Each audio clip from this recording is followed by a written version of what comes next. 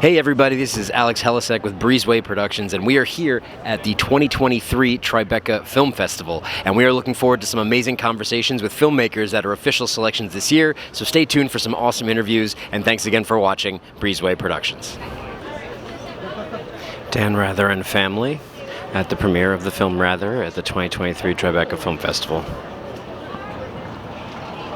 Yeah, he was a funny one. Well, you know, I think it being a beautiful day is actually perfectly for you to have this beautiful presentation of a film. So can you tell me what it means for you to have this here at Tribeca? Well, I'm thrilled to be here at Tribeca because this is where Dan spent a majority of his career. And so it's kind of fitting that we're having the world premiere of this documentary about his life and his career in journalism here in New York. So what a day. The smoke's gone, the sun is out, it's fantastic. Yeah. And then also just for you though personally, like, what does it mean in your heart to know that this film festival touches all ages, all generations, all gaps, but there's a lot of people like who may have never been very familiar with dance work, a lot of the youth. And so how does it make you feel knowing that this Tribeca Film Festival is going to touch so many people across the board? Well, I think it's wonderful because there are a lot of people that are following Dan on Twitter that don't know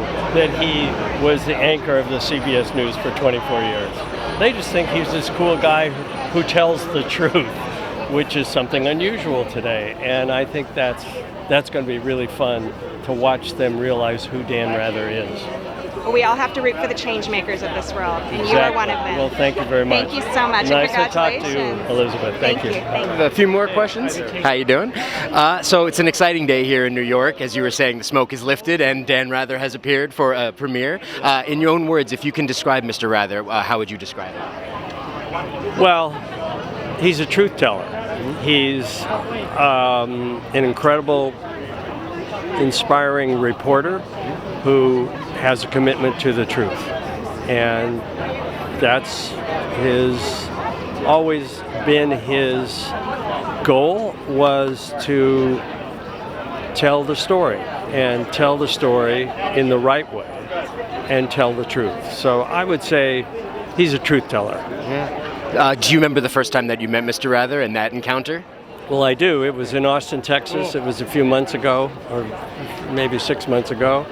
And he, you know, a lot of times you meet your heroes and you're disappointed. I certainly was not disappointed. He was everything I had hoped he was and more. And in closing, I just wanted to ask, your body of work that you've done is incredible, and we have some amazing film titles that are coming out, like Indiana Jones. Do you think that there's be a documentary coming your way about the work that you've done since you've been a trailblazer yourself? Well, we have a making of Indiana Jones and the Dial of Destiny, so you'll see a bit of my life in there. But so far, I'm going to still keep making these docs and big features and you know, keep going. So who knows? We're all very excited for the next chapter of Indiana, and thank you so much for your work. Me too. Thank you. Pleasure to talk to you. Thanks. Bye-bye. Jeff Hasler. Joe Plummer. Nice to meet you, gentlemen. Hi, Jen. Nice to meet you. and a new addition, and we are speaking with? Jenifer Westphal.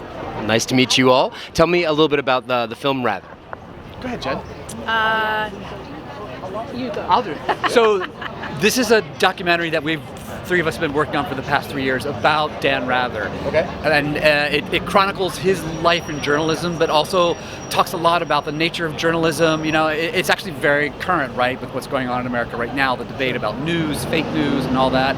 And Dan is sort of the last truth teller. And when you think about his career spanning 1960 to, you know, now, he's been a witness to all things in American history, all things that have drove culture and zeitgeist. And so the film tries its best to encompass that, and I think it does a pretty good job. Yeah. Does a great job. Yeah. Anything to add? What he was saying? No, it's all great. What do you think if Mr. Rather is leaving a mark within society? What do you think your biggest thoughts are on that? I think the biggest mark he makes is that he started in journalism telling the truth as he saw it, telling the story so that people could see for themselves what they were witnessing, and he's still doing that today. At 92, he's got 2.7 million followers on Twitter. You know, he was just quoted in The Atlantic on the article about CNN and Chris Licht. He still is that voice of truth in journalism. How do you all feel the state of journalism is today? Thoughts and personal opinions. It's interesting side note. I think Dan, as an old media celebrity, has found a whole new following on Twitter and Facebook with a whole generation of people who had no idea who he was, 10 or 15 years ago. And he's kind of, for millennials and Gen Z, they see him as the ultimate truth teller in a world where news has become kind of partisan, or I listen to this bubble, I listen to that bubble. Yeah. Dan has been able to cut through as the voice of, as Jen said, as the voice of truth, as the voice of reason in times when you don't know where to lurk and where to listen. Spot on. I think, one of the takeaways from our film is that the message and the messenger are both important. And the quality of the messenger matters as much as the message that they're bringing to us. If you can sum up Mr. Rather's life in one sentence, what would it be? Life and career. I think he would say that he was the guy who got to bear witness to the really important issues of our day from 50 years ago till now. His life spans some of the most important civil rights, to 9/11, to, today in the era of what we have in terms of the internet and social media. So I'd say bear witness is really what his favorite way to look at it has been. He has a quote in the film where it says, if you want to be a journalist and you want to be loved, you better get a dog. And I think that kind of sums it up. He wasn't afraid to speak truth to power in any forum, any setting, anywhere. As an independent journalist, I had to be in attendance to make sure that I support his work. He's someone I look up to, and I feel like a lot of other journalists do as well. In closing, is there anything you'd like to say to the Tribeca Film Festival for the selection this year? Oh, I would like to say a huge thank you. They believed in this film right from the start. They were the ones that called us and said, please bring your story to New York.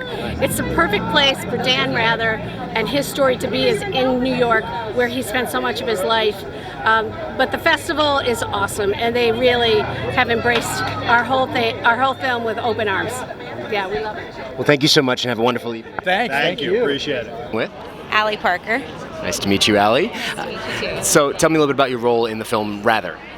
Yeah, so I was one of the producers. I am the president of documentaries at Kennedy Marshall, so I work with Frank very closely, and so any film that he typically directs, I'm his day-to-day hands-on producer, and so I spent a lot of time jumping into the edit bay and kind of watching clips that him and the editor have worked on and kind of giving feedback and also just helping with the rest of the producers as far as creatively, where do we want this film to be and how do we want it to live and exist, and what are we trying to say. So it's a really collaborative effort. It's all of us together, it's all of our companies, it's Wavelength and Original and Anchor and Kennedy Marshall coming together and trying to figure out how do we best tell Dan's story. And so a lot of my days are making sure these films get made, and all the random pitfalls that come with it, and documentaries takes many twists and turns just on the nature of, you find new pieces of archival and trying to figure out which pieces of the story do you have to tell versus which ones,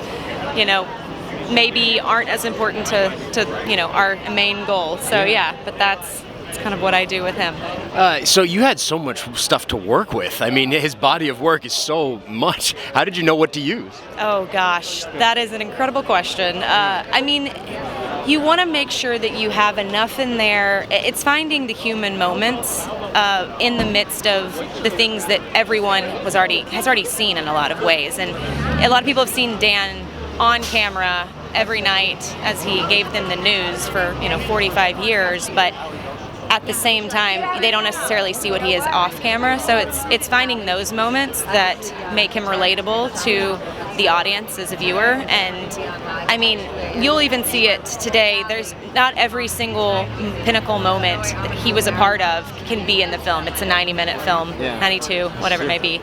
And so you have to really figure out what are those key pieces that you have to tell, or which ones were the most important to him even, and which ones were defining to him in different ways, because we may think one thing, but it affected him in a more impactful way. And so clearly you have to put the one, his first big moment, and obviously that's, Dallas and JFK that put him on the map.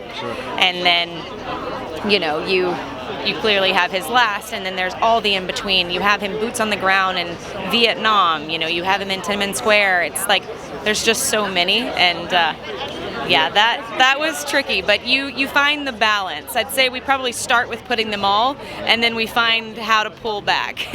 Is probably the better answer. In closing, is there anything you'd like to say to the Tribeca Film Festival for the selection? Oh gosh, just thank you so much. Tribeca is the perfect place for us to premiere this film. It's such a New York story. It just made sense for us to come back here, and it's Dan's first time being back since he anchored.